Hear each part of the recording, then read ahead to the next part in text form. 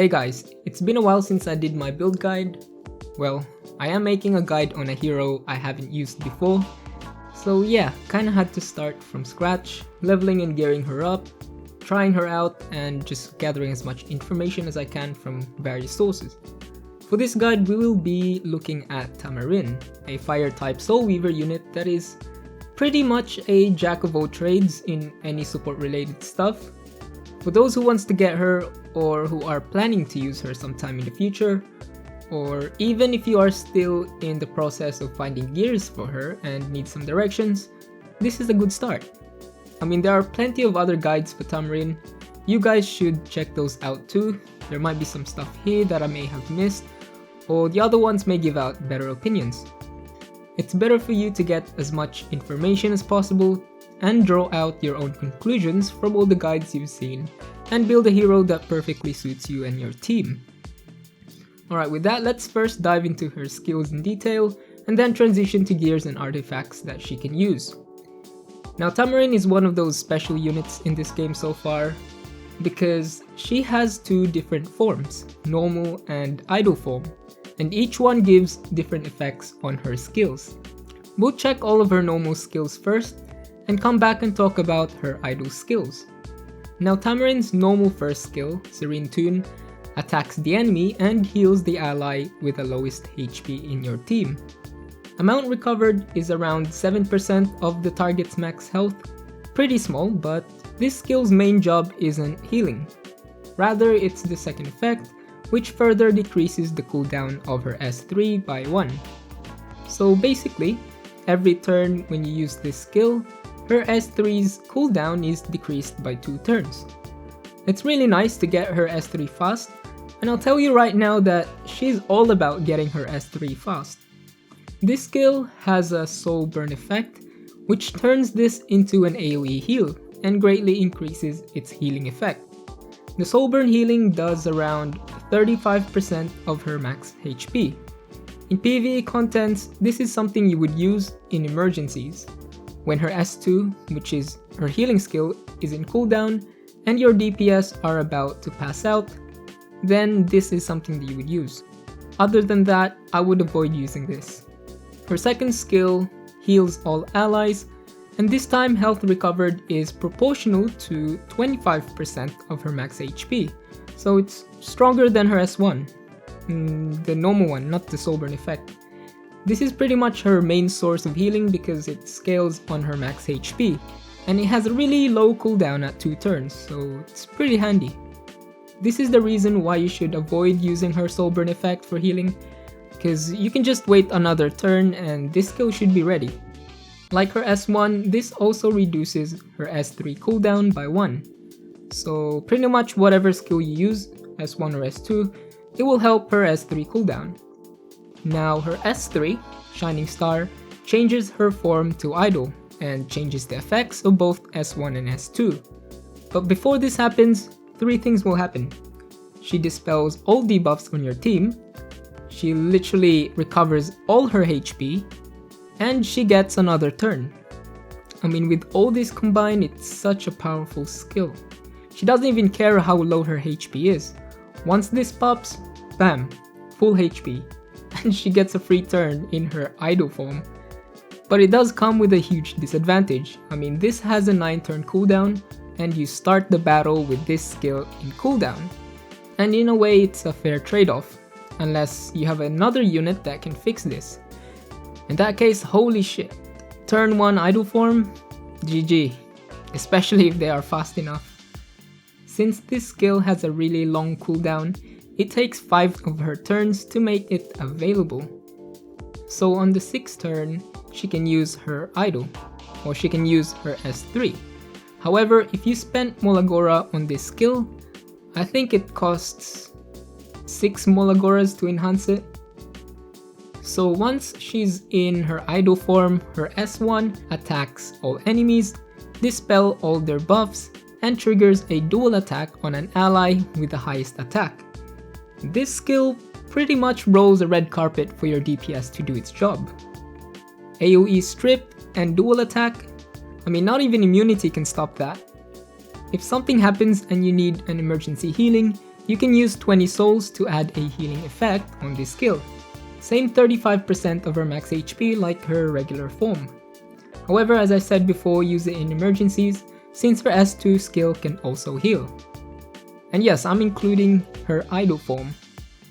Now her S2 skill in idle form gives your whole team an attack buff for 2 turns and increased combat readiness by 30%, up to 50% if you fully invest in this skill. Similar to her regular counterpart, this also heals all allies, 25% of her max HP. So in this one skill you have attack buff, free push, and an AoE heal. I mean, I don't know what else to say about this, it's freaking good. Literally turns your whole team to the Pillarman. Now coming back to her S3, her idle form only lasts for 3 turns. So once this ends, she reverts back to her normal form. The good thing about this is that once her idle form ends, this skill's cooldown will not be at 9 turns. Rather, it will be 5 turns. So why is this? Once you use her S3, it actually goes straight into cooldown 9 turns.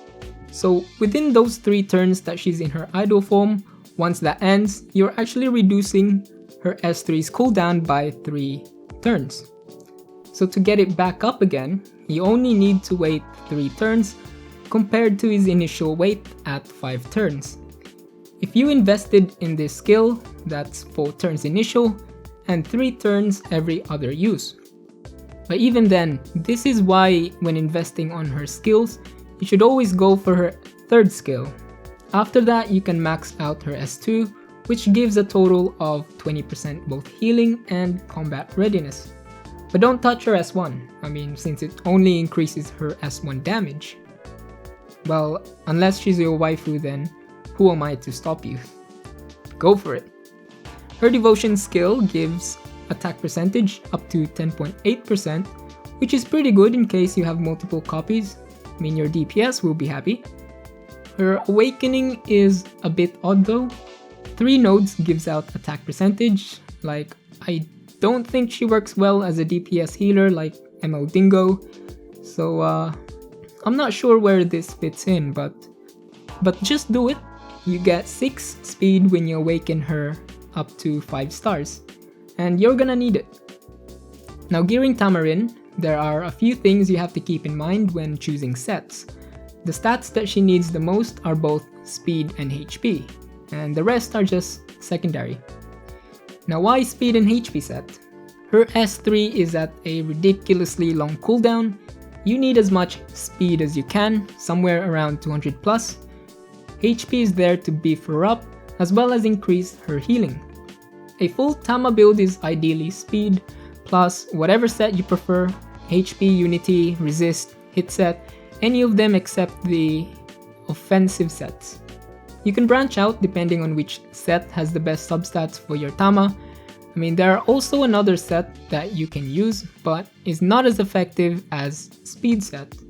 Well, it kinda depends on what you're aiming for, and that is counter set. Now counters do not proc dual attack on Tama's S1 idle form. This is only used if you really want her on idle form ASAP, as in you can't live without it. So that is an option if you prefer that. Unity set is used for the same purpose as counter set. Resist set is used if she's low in effect resistance. The worst thing that can happen is if she gets stunned or sleep. That's another 1 turn that you have to wait until she can use her idle form again. And if she's stunned or sleep during her idle form, then that's 1 precious turn wasted. Now you might be wondering why hit set. I mean, she doesn't apply any debuffs, so what's the point? Well, her S1 idle form can dispel buffs, and that's still considered as a debuff. You just don't see the icon since it doesn't need it. The effect is only applied once. So since it's a debuff, it can still be resisted.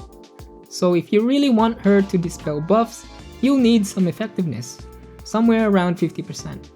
Now I'm not really sure what the optimal value is, but it's the safest one from what I heard. You don't really need a lot since that's the only thing that she needs effectiveness for, and having it more than 50% is kinda a waste. The only time you would give her a hit set is if the rest of her gears do not have effectiveness substats. Now with HP set, after the buff on flat stats, Tamarinne now scales best on flat HP. This is because her base HP stats is somewhere rock bottom, and since her healing scales on her max HP, you kinda have no choice. Even though flat HP stats are better for Tama, using a health set will still give her a good bump in HP. Main stats for Necklace should be flat HP unless you have a HP percentage main stat with a HP substat. If that's the case, use that instead. For Ring, well, that's debatable, either effect resistance or flat HP. With flat HP, same one as Necklace, if you have one with a HP percentage main with a flat HP substat, use that. Now don't use effectiveness, she doesn't need that much. For Boots, well, always speed. I mean, you want her really fast to get turns to decrease her S3 cooldown. For substats, speed and flat HP, but you can also use HP percentage or have both if you want her really thick. Secondary substats are defense percentage, effect resistance, and effectiveness. The gears on my Tama are still a work in progress. I was going to make this guide until I get a complete build, but it's taking a bit too long and my gems aren't looking good, so yeah, screw it. Might as well make it. So for now, I use her in golem hunts, so that's why she's wearing a resist set. I mean, I don't want Tama to get stunned at all because it slows the run. Once I get a usable health gear set and maybe some good effect resistance substats, then I'll swap resist set to that. Not really too concerned about getting the right substats, as long as 2 of the substats fits her, I can use that. I mean, gears are too demanding at this point and it's something that can take ages depending on your luck. For artifacts, Idol's Cheer is good, especially when you've built her with a lot of HPs to sustain multiple hits. Granted, her base HP is low, but with your gears, she should have a decent amount of stats to wear this artifact. This will definitely help a lot when she's in her normal form, since during this form, she can't really do anything aside from healing. But with this, at least she's pushing your DPS forward. Rod of Amaryllis is really good on her if you want to bump up her healing. Her S2 in both forms can't trigger this artifact since they both don't attack, and her S3 can trigger it as well. If you use S3 then S2, then you are getting a lot of extra healing from this artifact since it triggers twice. Shimadra's Staff is another option, really good for her since her normal S1 and both forms S2 benefits from this artifact's effect. At max, this makes her healing 40% stronger. The big plus of course is that if you have other units in your team that uses lifesteal set or have built-in lifesteal in their skills, then they will also benefit from this artifact. Looking through 4-star, you can use any of the Soul Weaver exclusive artifacts, Magahara's Tome for that extra combat readiness. This is something you will definitely use if you don't have units that help her get to her idol form fast. So far, this is the best artifact for Soul Weavers if you are looking for a faster turn, and it's good for Tamarinne because the cooldown on her S2 is really low. If you don't have this artifact, then you can use Water's Origin. This artifact gives 8% of the target's max HP and 10% combat readiness up to 20% combat readiness when damage taken exceeds 20% of her max HP. If you are doing a PvE content where the boss does tons of damage, but you still want her fast to get to her idol form, then this is the artifact you go for. Now this artifact is useless if the other team can't deal 20% or more damage to Tamarinne. If that's the case, better use a different artifact instead. Wondrous Potion Vial is one of those artifacts that really depends on the run that you are doing.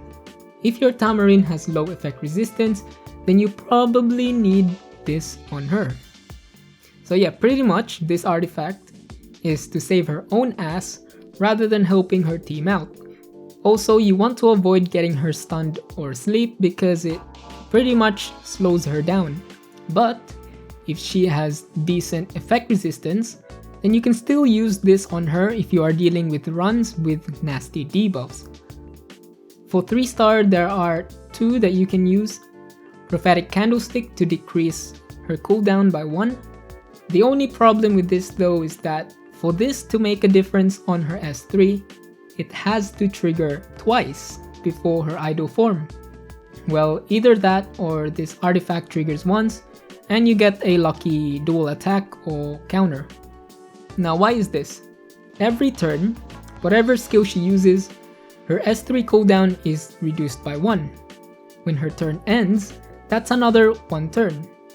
So let's say she has 4 turns left before her idle form.